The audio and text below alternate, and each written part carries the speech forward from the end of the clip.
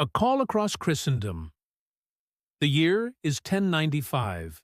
Europe is a continent scarred by famine, fractured by feudal rivalries, and steeped in a culture of both deep piety and constant warfare.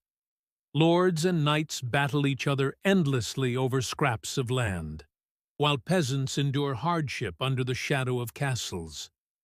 Yet, amid this landscape of violence and devotion, a voice rises that will redirect the fury of Europe outward, toward the distant lands of the East, toward Jerusalem, and toward a holy war unlike any before.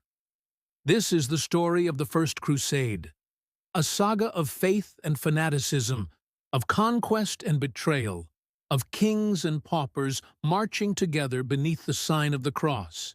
It begins not in Jerusalem, but in the embattled heart of the Byzantine Empire, and with a desperate plea for aid. The spark: Byzantium under siege. For centuries, Constantinople, the shining capital of Byzantium, had been the last great bastion of Roman legacy. Its emperor still wore the diadem of Rome, and its scholars still preserved the wisdom of the ancients. Yet, by the late 11th century, the empire faced existential danger. From the steppes of Central Asia had come the Seljuk Turks, fierce warriors who embraced Islam and carved their way into Anatolia, once the breadbasket of Byzantium. The catastrophe struck in 1071 at the Battle of Manzikert. The Byzantine Emperor Romanos III marched east with a grand army, determined to push the Seljuks back. But the empire's forces were divided, plagued by unreliable mercenaries and treacherous commanders. At Manzikert, the Seljuk Sultan Alp Arslan encircled the Byzantines with horse archers, showering them with arrows until panic spread. Betrayal sealed the fate of Rome's eastern legions. Parts of the army deserted, others fled, and Emperor Romanos himself was captured on the field. Though he was eventually released, the psychological blow was immense. Manzikert was not merely a battlefield defeat. It shattered Byzantine prestige and left the heart of Asia Minor open to invasion. One city after another fell: Nicaea, Edessa, Antioch, and even Jerusalem in 1087. The once mighty empire now teetered, with Turks establishing the Sultanate of Rum on Byzantine soil.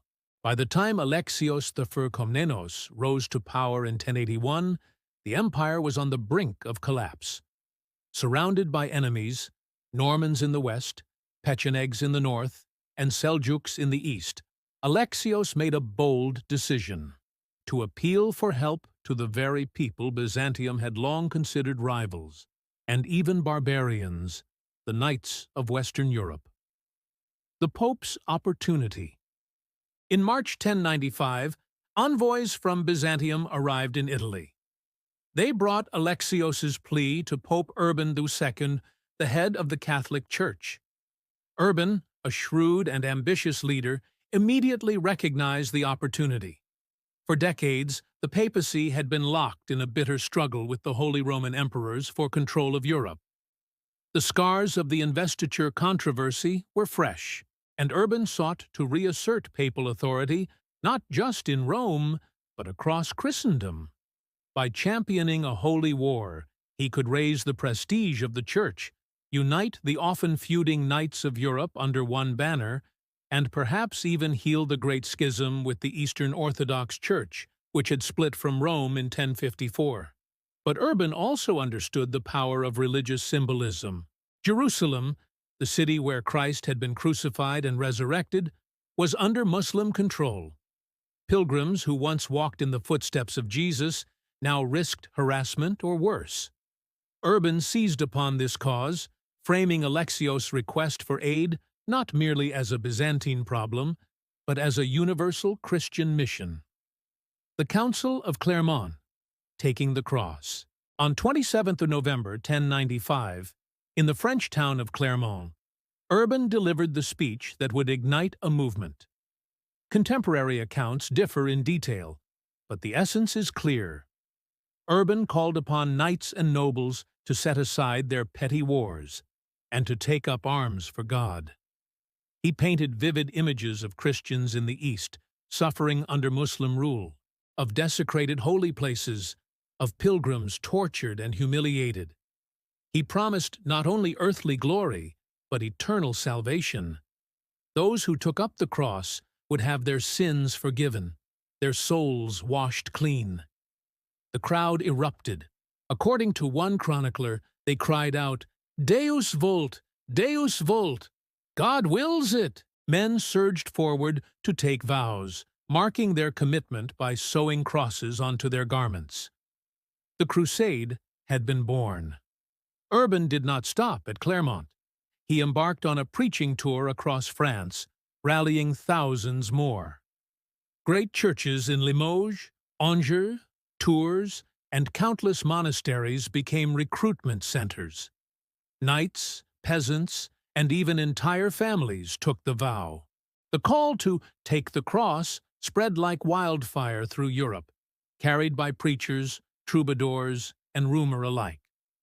What began as an appeal for mercenaries became a tidal wave of devotion and ambition. By the summer of 1096, some 60,000 crusaders, including 6,000 armored knights, had prepared to march. With them came priests, cooks, blacksmiths, women, and children.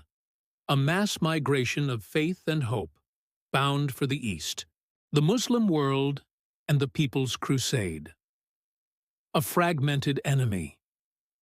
As thousands of crusaders sewed the cross upon their tunics, their eventual foes in the East were already locked in their own bitter struggles. The Seljuk Turks, who had surged out of Central Asia, were Sunni Muslims who had seized vast swathes of territory across Persia, Mesopotamia, and Syria. Their warriors were hardened horse archers, devastating in battle, and their leaders had carved powerful sultanates from the ruins of earlier empires. In 1087, they had even taken Jerusalem from the Shiite Fatimids of Egypt, a blow that reverberated throughout the Muslim world. But unity was not their strength.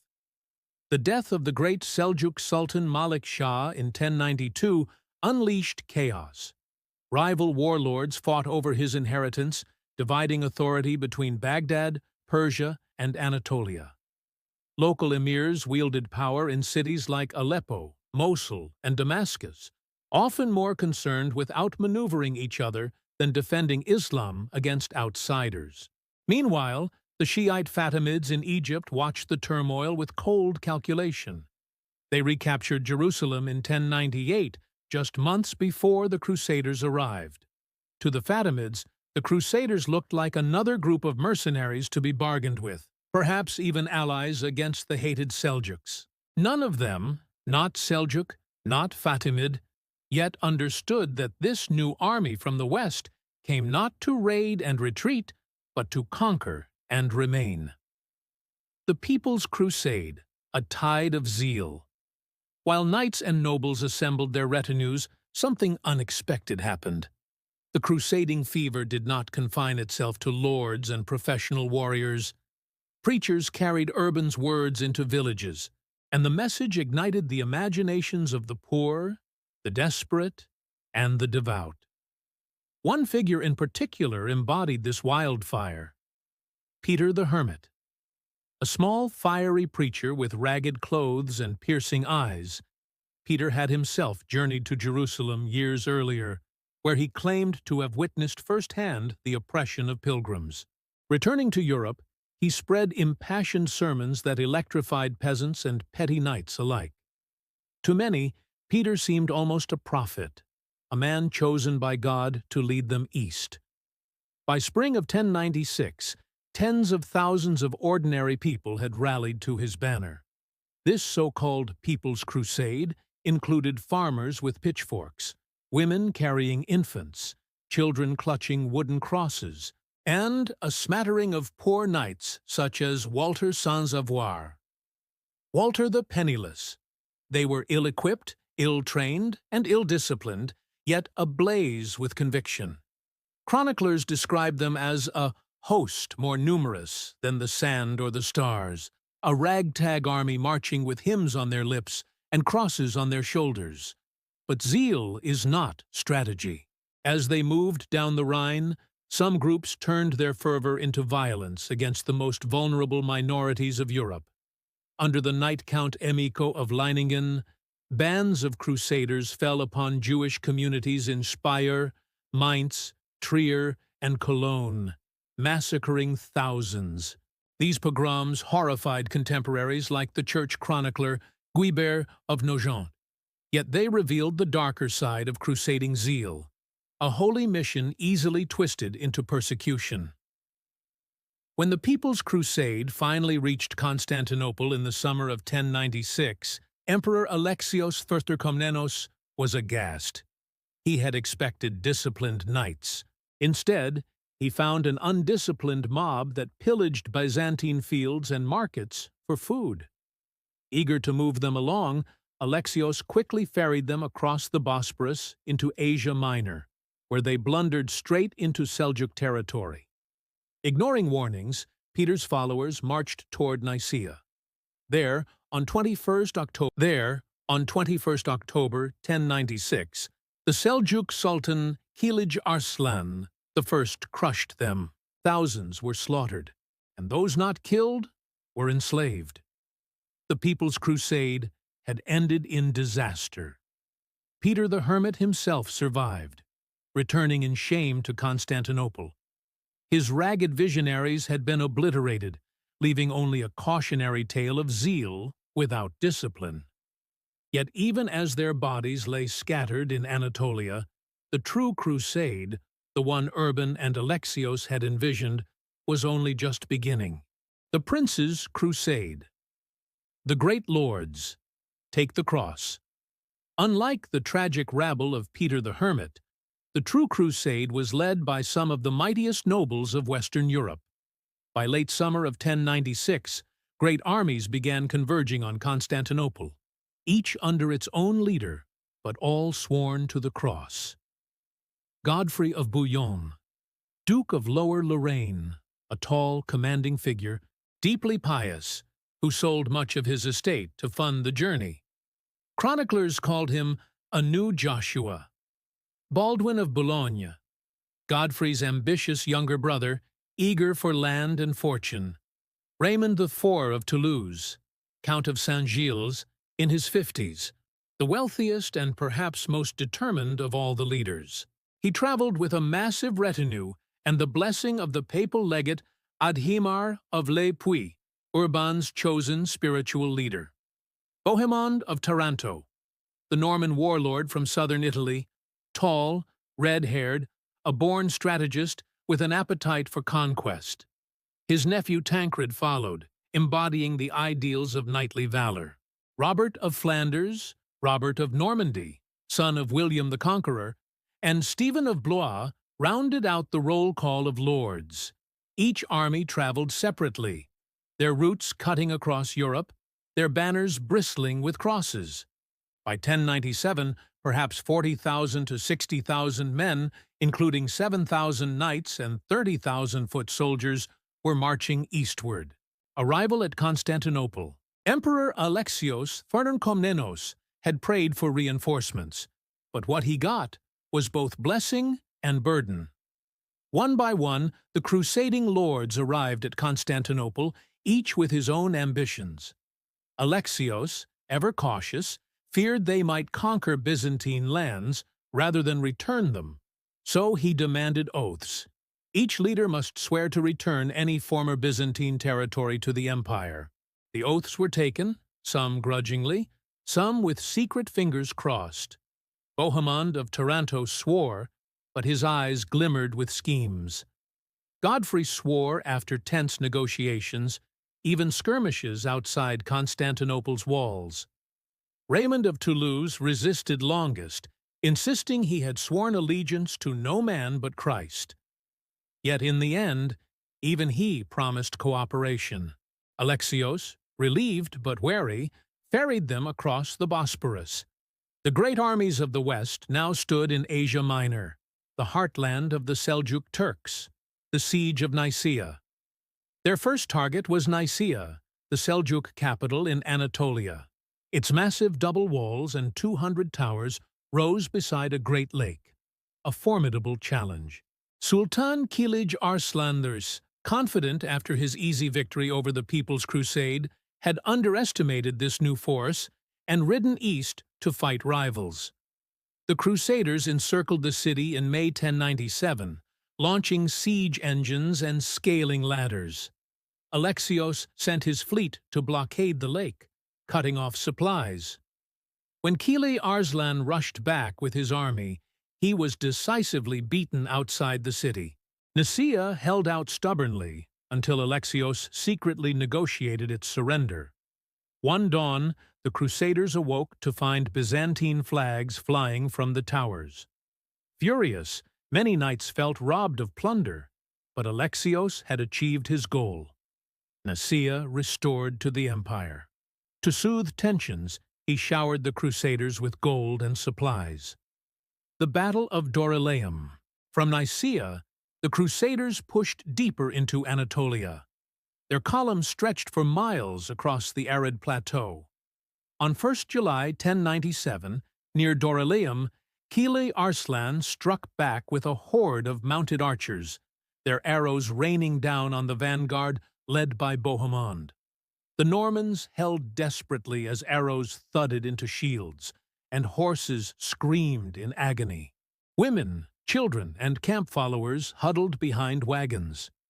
Chroniclers recall how knights fought knee-deep in blood, urging each other on with cries of, "Christ commands it!" Then salvation arrived. Godfrey, Raymond, and Hugh of Vermandois charged in from the rear, their armored cavalry smashing into the Turkish lines. The Seljuks broke, their riders scattered across the plain. The Crusaders had triumphed in their first great battle. Morale soared, but the march through Anatolia was brutal. Heat, thirst, and hunger killed thousands. Horses dropped dead in their traces. Survivors remembered it as a march through hell, but always they pressed on, driven by the dream of Jerusalem. The march to Antioch. By October 1097, the Crusaders reached the city of Antioch, one of the greatest fortresses in the world, guarding the road to Syria and Palestine. Antioch was no ordinary city. Its colossal walls, stretching for miles with over 400 towers, loomed over the plain. To take it would require patience, cunning, and sacrifice. To fail would mean death. And so began one of the most epic sieges of the medieval world, the Siege of Antioch. The approach to the Iron Fortress. By late October 1097, the weary but determined Crusader host reached the valley of the Orontes River. Before them rose Antioch, the jewel of northern Syria, and one of the strongest fortresses in the medieval world. Antioch's walls stretched for miles, studded with over 400 towers, climbing from the river plain up the crags of Mount Silpius. From its citadel, one could see the plains, the mountains, and the roads to Jerusalem itself. To hold Antioch was to hold the gateway to the Holy Land. But to take it? That seemed impossible. Chroniclers say the Crusaders gaped in awe and dread at the city. One wrote, "We despaired even of living to see its capture." The garrison inside, commanded by Yagisiyan, an aging but cunning Turkish governor, numbered perhaps 6,000 to 7,000, reinforced by allied troops from the surrounding region. The city was well stocked, its people accustomed to siege. Yagisiyan mocked the Crusaders, sending envoys to taunt them. "You are like locusts, swarming only to perish in the fire."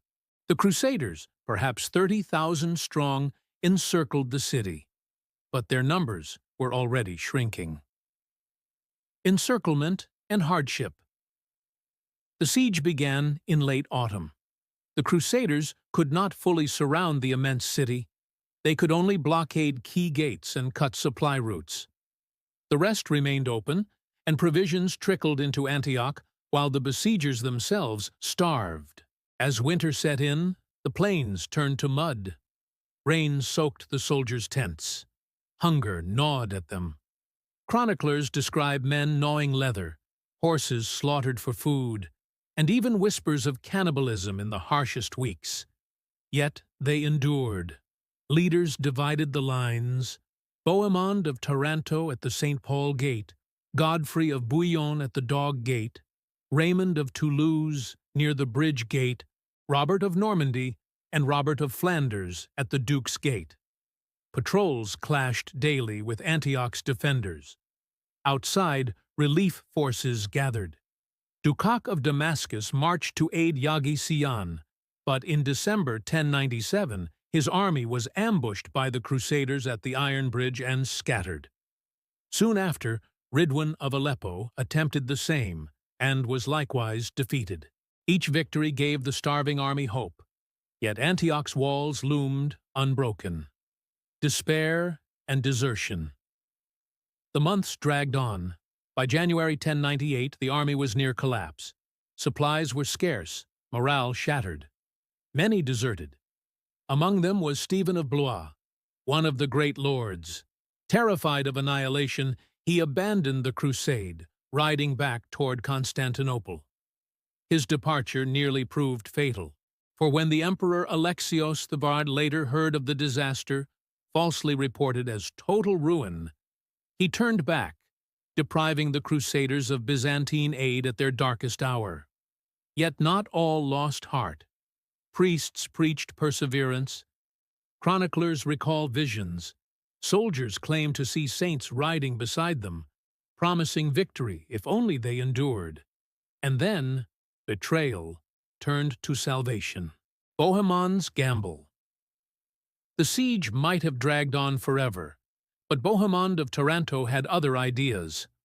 The wily Norman forged a secret pact with an Armenian guard named Firuz, who commanded part of the city walls. Firuz, embittered against Yaghi Siyan, agreed to admit the Crusaders.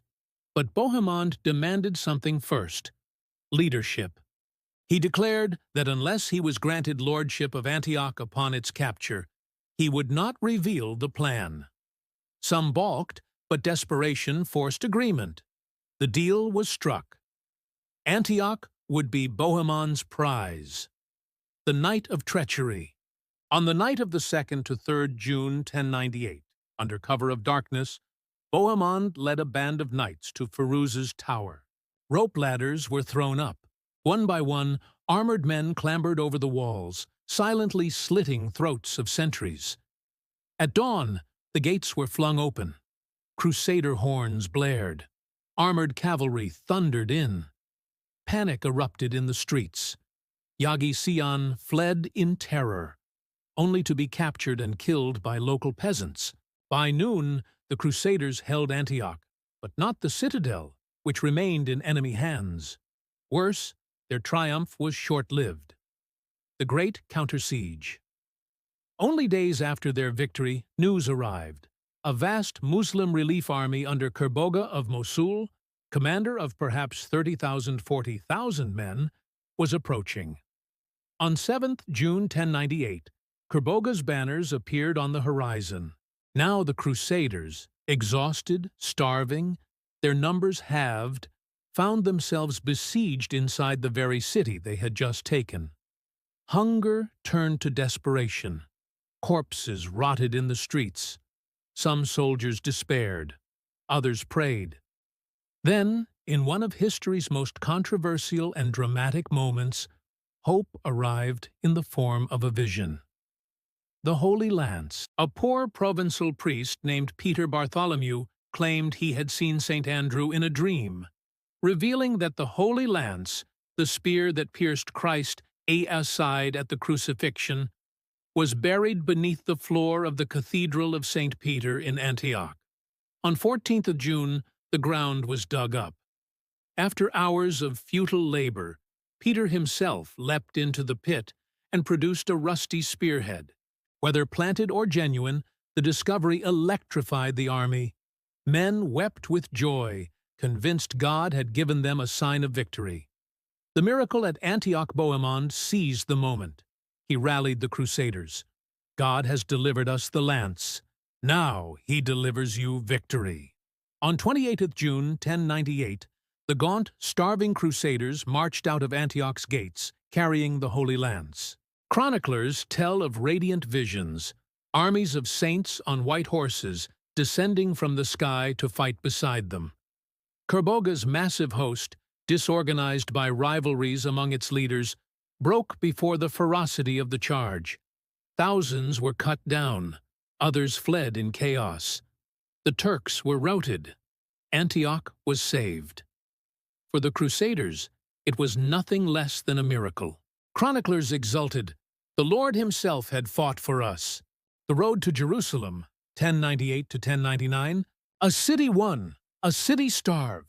Antioch was theirs. Yet it was a prize laced with poison. The citadel atop Mount Silpius still held out. The relief army of Kerboga had been crushed, but the Crusaders were shattered by hunger, disease, and distrust. Inside the city, famine stalked every street. Anna Komnene, the Byzantine princess and historian, describes Antioch as a charnel house of filth and starvation. Thousands had perished. Bohemond, now de facto ruler of Antioch, strengthened his claim while others, Raymond of Toulouse above all, contested him bitterly. The papal legate, Bishop Adhemar of Le Puy, tried to mediate, but in August 1098 he died of plague. His death was a thunderclap. The crusade had lost its spiritual shepherd. Without him, rivalries festered unchecked. Some knights, weary of suffering, returned home, yet the majority endured, clinging to the dream of Jerusalem. Baldwin's kingdom in Edessa. Meanwhile, a new Crusader principality was born far to the east. Baldwin of Boulogne, brother of Godfrey of Bouillon, had left the main army months earlier. Welcomed by the Armenian Christians of Edessa, he was adopted as heir by Thoros, the local ruler. But soon Baldwin orchestrated Thoros' murder. Chroniclers whisper of strangulation during a riot. And in March 1098, Baldwin seized power. He married an Armenian noblewoman, cementing his rule. Thus was founded the county of Edessa, the first Crusader state, a fragile Christian outpost amid Muslim lands. This precedent was not lost on the leaders at Antioch. The crusade was not only a pilgrimage, but also an opportunity for new kingdoms carved from ancient soil. March to the Holy City. By January 1099, the fractured host resolved to march south at last. The ranks had dwindled. From perhaps 60,000 at the start, only 12,000 infantry and 300 knights remained. Yet these gaunt survivors carried a fire unmatched by numbers. Chroniclers describe them as hardened wolves, driven by hunger, zeal, and visions of the Holy Sepulchre. They advanced down the coast of Syria, taking city after city, sometimes by storm, sometimes by negotiation. Nicaea and Tortosa fell quickly. Tripoli resisted, but Count Raymond built a wooden fortress, the famous Tower of the Pilgrims, to blockade it. At Arca, they laid siege for months, but the city refused to yield. Frustration boiled. Even Peter Bartholomew, visionary of the Holy Lance, was accused of fraud. To prove himself, he underwent trial by fire, walking between flames, and perished, screaming. The loss of faith was nearly catastrophic, yet the road stretched onward. By June 1099, the Crusaders reached the plain of Sharon. Before them lay the object of all their sufferings, the jewel of Christendom, Jerusalem. The Holy City in Muslim hands, Jerusalem, since 1098, was held not by the Seljuk Turks, but by the Fatimid Caliphate of Egypt. Its governor, Iftikhar al-Dawla, commanded perhaps 3,000 troops, bolstered by townsfolk. The city, perched high on rocky ridges, was girded with towering stone walls and a deep moat. Inside dwelled a mixed population: Muslims, Jews, and Eastern Christians. Pilgrims had long been harassed or barred. Now, all trembled at the coming storm. The Siege of Jerusalem. The Crusaders arrived on 7th of June 1099. With no supplies, no siege engines, and no time to waste, they encircled the city. Famine returned with vengeance. Chroniclers speak of eating grasses, roots, even leather straps. Water had to be carried from distant springs under enemy fire. Desperation bred brutality. At one point, a group of starving Crusaders allegedly dismembered and ate a captured Muslim, a horror noted by Arab chroniclers with disgust. Yet hope returned with reinforcements. A Genoese fleet landed at Jaffa, bringing timber, tools, and skilled engineers. At once, siege engines began to rise.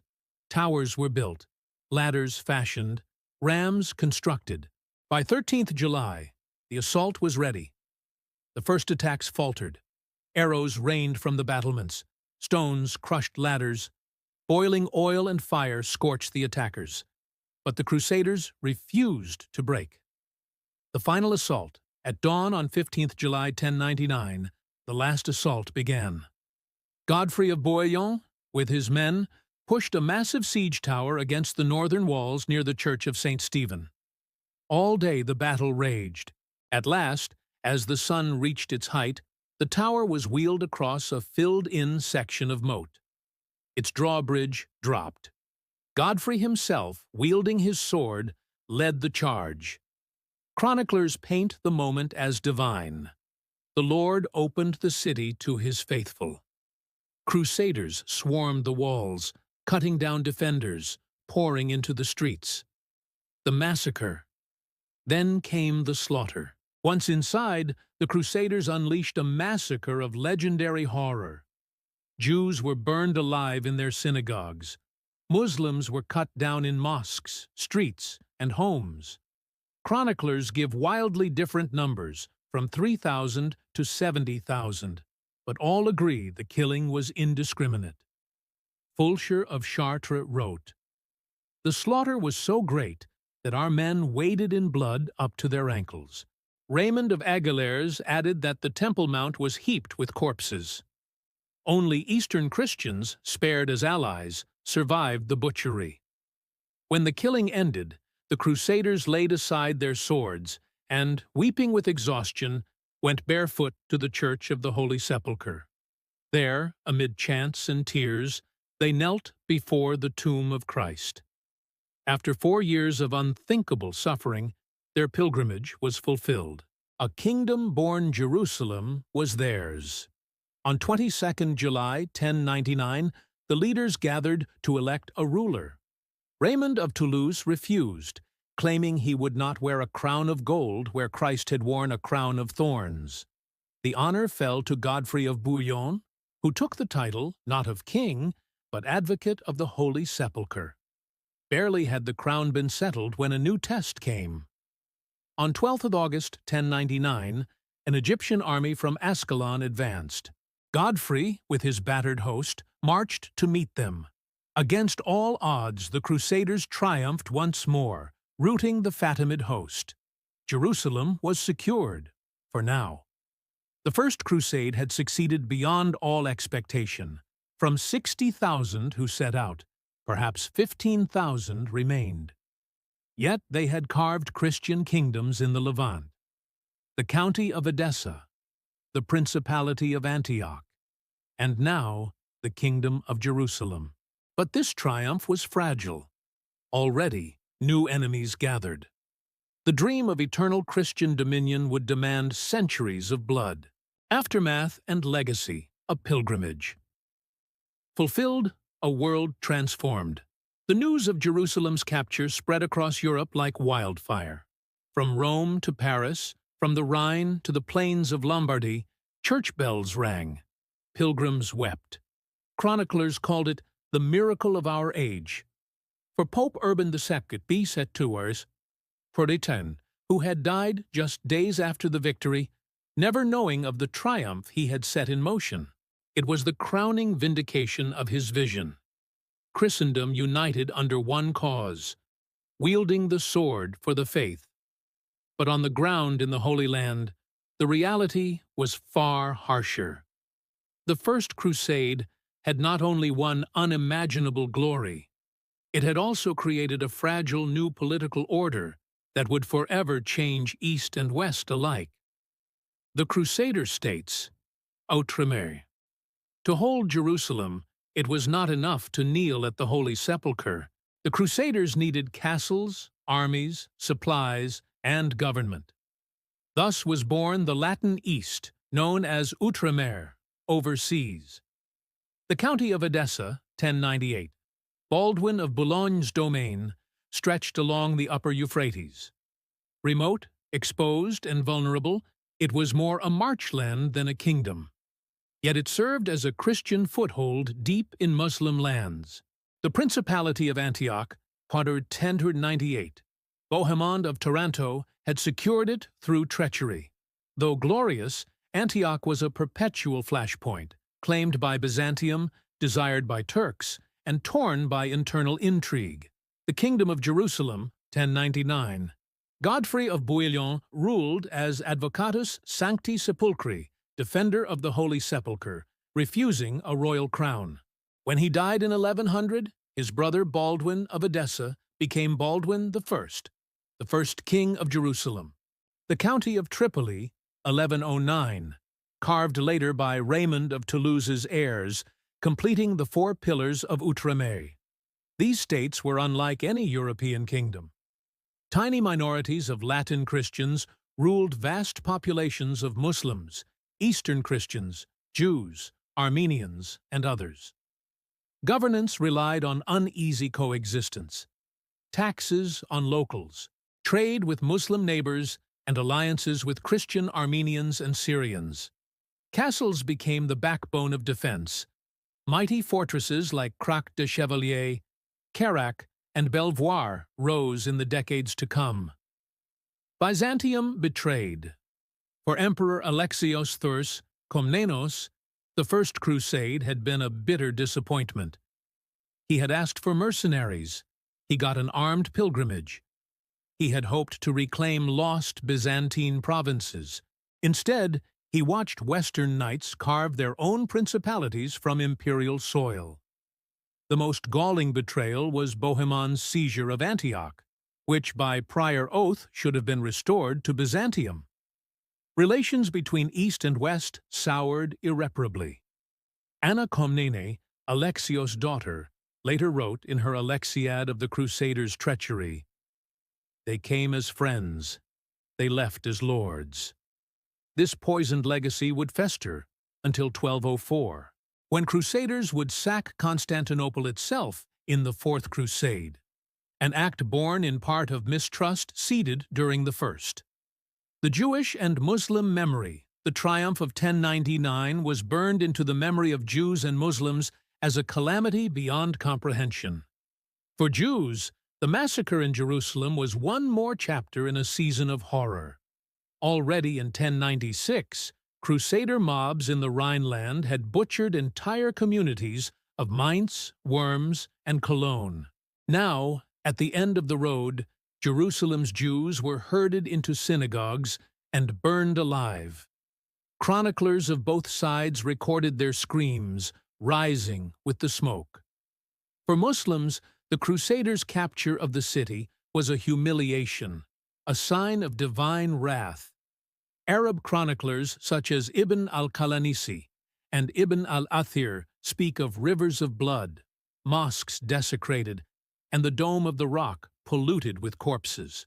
The Crusaders became in memory not pilgrims, but frange, ruthless invaders from across the sea.